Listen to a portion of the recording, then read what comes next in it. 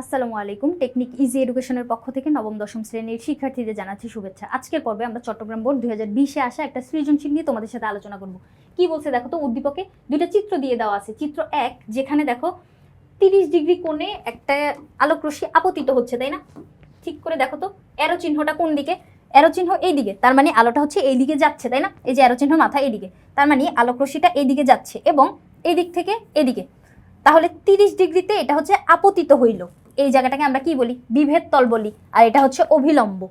তাহলে এই যে আলোক রশ্মিটা আপতিত হইল, এটা প্রতিসরিত হয়ে চলে যাচ্ছে, কিন্তু এখানটায় দেখো ওর যেই কোণে আপতিত হয়েছিল সেই কোণে কিন্তু প্রতিসরিত হচ্ছে না, কোণটা কিন্তু বেড়ে গেছে। তার মানে আমরা বুঝতে পারি এটা হচ্ছে তোমার মাধ্যমের উপর নির্ভর করে।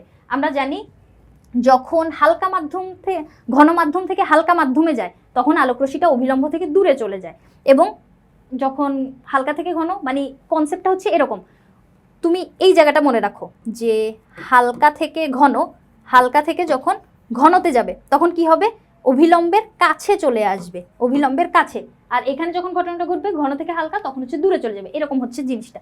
তারপরে এখানে আরেকটা চিত্র 2 দেওয়া আছে, যেখানে ই থেকে এস পর্যন্ত আসতেছে একটা আলোক রশ্মি, আবার এস থেকে এফ দিয়ে আরেকটা প্রতিসরিত হয়ে চলে যাচ্ছে। তাহলে দুইটা কিন্তু সেম জিনিস। এদিক থেকে আলো যাচ্ছে, এদিক থেকে প্রতিসরিত হয়ে গেল, আবার এখান থেকে আলো আসতেছে, এদিকে প্রতিসরিত হয়ে গেল। এরকম দুইটা জিনিস, যেখানে এখানে হচ্ছে তোমার কোণের মান দিয়ে দেওয়া আছে। উদ্দীপকটা বুঝতে পারার পরে আসো আমরা হচ্ছে এখন প্রশ্নগুলো সমাধান করি। কি বলছে? বক্রতার কেন্দ্র কাকে বলে? এখন লেন্সের যে পৃষ্ঠগুলা, ওগুলা একটা গলীয় মানে গলীয় পৃষ্ঠের একটা অংশ। কি জন্য? আমি ধরো উত্তল লেন্স বানাবো, একটা গলীয় অংশ নিলাম, আরেকটা গলীয় অংশ নিলাম। এখন এই পাশের অংশগুলো মুছে দিই। দেখো তো এটা একটা উত্তল লেন্স কিনা, তাই না? আবার আমি আরেকটা গলীয় অংশ নিলাম, আরেকটা গলীয় অংশ নিলাম, এর মাঝখান বরাবর এই যে এই জায়গাটা দেখো তো, এটা একটা অবতল লেন্স কিনা? তার মানে আমি গলীয় অংশ দিয়ে লেন্স বানাইতে পারতেছি। এখন গলীয় অংশের অবশ্যই বৃত্তের একটা সেন্টার থাকে, এই যে একটা সেন্টার, এই যে বৃত্তের সেন্টারটা, এইটাই হচ্ছে তোমার বক্রতার কেন্দ্র। কি বলছে?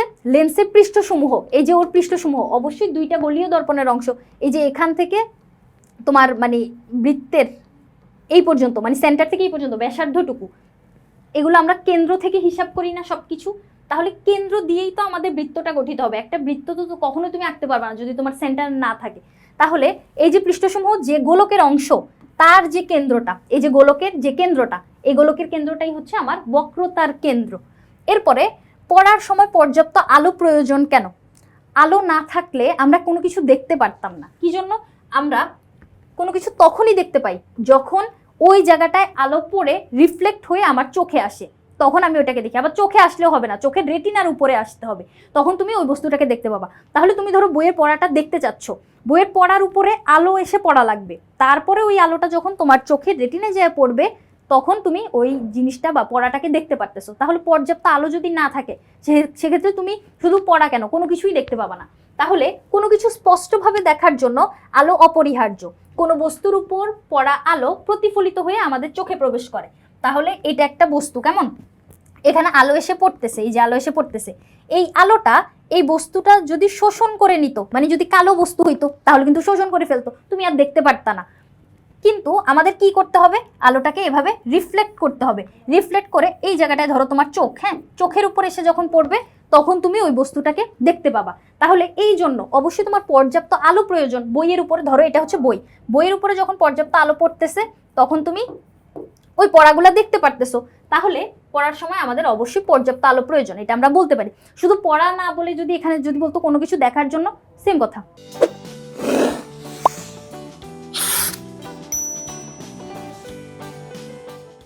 এরপরে আসো গ নম্বরে। কি বলছে দেখো তো, কিউ মাধ্যমের সাপেক্ষে পি মাধ্যমের প্রতিসরণাঙ্ক নির্ণয় করতে বলছে। এখন আসো আমরা দেখি উদ্দীপকে প্রথমে এই যে চিত্র 1 দিয়ে নির্ণয় করা লাগবে, তাই না? এই যে পি কিউ তো এটাতে দেওয়া আছে, তাহলে চিত্র 1 দিয়ে আমাদের কাজ করতে হবে। এখন কিউ মাধ্যম থেকে পি মাধ্যমে প্রতিসরণাঙ্ক নির্ণয় করতে বলছে। এখানে আমাদের লাগবে হচ্ছে আপতন কোণের মান এবং প্রতিসরিত কোণের মান। আপতিত রশ্মি মানে আপতিত হচ্ছে মানে পড়তেছে, রশ্মিটা এসে পড়তেছে কোথা থেকে? এদিক থেকে আসতেছে না, দেখো তো কিউ মাধ্যমে এই যে এ থেকে আসতেছে আলোক রশ্মিটা, তাহলে এটা হচ্ছে আপতিত রশ্মি। আপতিত রশ্মি অভিলম্বের সাথে, এই যে এটা হচ্ছে অভিলম্ব, এই জায়গাটা, এই অভিলম্বের সাথে কত ডিগ্রি কোণ তৈরি করতেছে? লিখে দেওয়া আছে 30 ডিগ্রি। আবার আলোটা যখন প্রতিসরিত হয়ে চলে যাচ্ছে তখন অভিলম্বের সাথে কতটুকু কোণ তৈরি করতেছে? 42 ডিগ্রি। তাহলে আপতিত রশ্মি বা আপতিত কোণ এটা হচ্ছে আমার আই দিয়ে প্রকাশ করব, এটা আমার 30 ডিগ্রি। আর প্রতিসরিত আর দিয়ে ওটা হচ্ছে তোমার 42 ডিগ্রি, তাই না? এখন আমাকে জিজ্ঞেস করছে প্রতিসরণাঙ্ক। প্রতিসরণাঙ্ক নির্ণয় করার জন্য আমাদের যে সূত্রটা লাগবে ওইটা হচ্ছে তোমার ইটা সমান সমান, দেখো আমি যদি সূত্রটা লিখি, ইটা এন আর কি, ছোট হাতের একটা এন, কিন্তু ওটার পাটা এত বেশি লম্বা করে দিবা, কেমন? দাও। এই ইটা উপরে থাকবে কি আমার সাইন আই, আর নিচে থাকবে হচ্ছে সাইন আর, মানে আপতিত রশ্মির সাইন মান এবং প্রতিসরিত রশ্মির সাইন মানের অনুপাত। অনুপাত বলতে ভাগ। হ্যাঁ, এখন আমি আই এর মান কতটুকু পাই? আই এর মান কতটুকু পাইছি, আর এর মান কতটুকু পাইছি? একটু আগেই আমরা এখানে দেখছিলাম, এই যে এখান থেকে এই কোণটা, এই যে এই কোণটা 30 ডিগ্রি, আপতিত রশ্মি হচ্ছে 30 ডিগ্রি, আর ওখানে হচ্ছে 42 ডিগ্রি। তাহলে এখানে হচ্ছে আমার 30 ডিগ্রি আর এটা হচ্ছে 42 ডিগ্রি। এগুলোর অবশ্যই সাইন মানটা লাগবে, তাহলে সাইন 30 ডিগ্রি লাগবে এখানে, আর এখানে কত লাগবে? Sine 42 degree. মান বসায় দাও, ক্যালকুলেটারে মান বসায় দাও, দেখো কত আসে। সাইন 30 ভাগ সাইন 42, 0.747 অথবা 0.75ও লিখতে পারি, মানে দশমিকের পরে 3 নাম্বার ঘরটা যখন 4-এর থেকে বড় হয়, এই যে 0.1 2 3 3 নাম্বার ঘরটা যখন 4-এর থেকে বড়, তখন এটাকে আমরা এরকম করে লিখতে পারি। তাহলে 0.75 এরকম আসতেছে আমাদের মানটা, তাই না? তাহলে এখানে কিন্তু উত্তর শেষ, এতটুকুই সহজ কিন্তু, তাই না? কিউ মাধ্যমের সাপেক্ষে পি মাধ্যমে প্রতিসরণাঙ্ক নির্ণয় করতে বলছে। তাহলে আসো, এই যে প্রতিসরণাঙ্ক সূত্রটা হচ্ছে ইটা সমান সমান সাইন আইন বাই সাইন আর, তারপর বসাই দিলাম, মান বের হয়ে গেল, এতটুকুই। এরপরে ঘ নাম্বারে আমার কি বলছে দেখো, ঘ নাম্বারে বলছে উদ্দীপকে উল্লিখিত চিত্র দুটির তুলনামূলক বর্ণনা দাও, মানে কিছুটা বর্ণনা করতে হবে। এখন বর্ণনা করার জন্য সবার প্রথমে আমাদেরকে এখানে দুইটারই কমন যে জিনিসগুলা যেটা জানতে হবে, সবার প্রথমে তোমার দুইটা মাধ্যম থাকবে, এখানে একটা মাধ্যম, এখানে একটা মাধ্যম। মাধ্যম দুইটা যেখানে মিলিত হয়ে থাকবে ওই জায়গাটাকে আমরা বলবো হচ্ছে বিভেদ তল। এই বিভেদ তলের উপর খাড়াভাবে 90 ডিগ্রি, বিভেদ তলের সাথে 90 ডিগ্রিতে যে এই লম্বটা আমি টানবো এটাকে বলবো হচ্ছে অভিলম্ব। কি বলে দিছি দেখো, নামগুলো একটু মনে রাখো। এটা হচ্ছে বিভেদ তল, বিভেদ তল, এটা হচ্ছে অভিলম্ব, অভিলম্ব। যেটা আপতিত হবে, এই যে দেখো এখানে আসতেছে অ্যারো চিহ্ন, এইদিকে অ্যারো চিহ্ন মাথা দেখে কিন্তু আমরা বুঝতে পারি, তাই না, কোন দিকে যাচ্ছে। তাহলে এটা হচ্ছে আপতিত রশ্মি, যে রশ্মিটা এসে পড়তেছে ওটা হচ্ছে আপতিত রশ্মি। আপতিত রশ্মি এই বিভেদ তলে যখন এসে মিলবে এটাকে বলবো হচ্ছে আপতন বিন্দু। এটা হচ্ছে আপতিত রশ্মি, কি বলবো? আপতিত রশ্মি।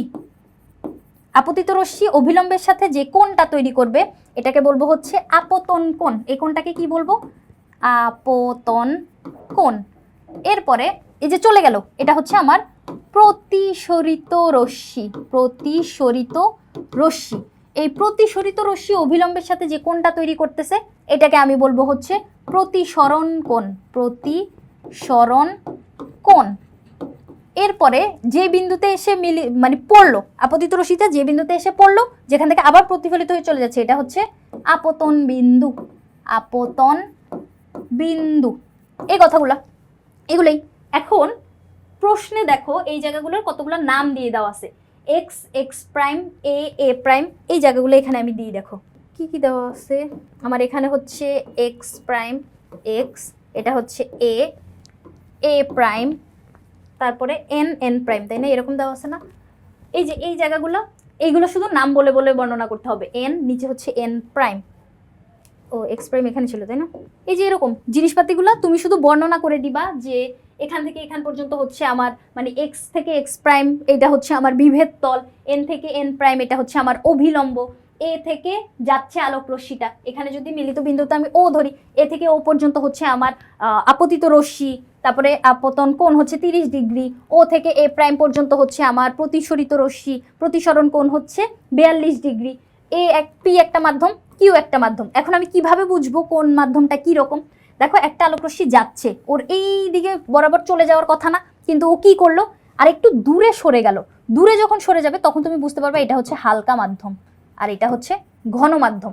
ঘন মাধ্যম থেকে হালকা মাধ্যমে যাওয়ার সময় আলোক রশ্মি কিছুটা দূরে সরে যায়, দূরে সরে যায়। তাহলে এটা হচ্ছে ঘন থেকে হালকাতে যাচ্ছে। এই সব কিছু আমরা এই চিত্র দেখে বুঝতে পারলাম।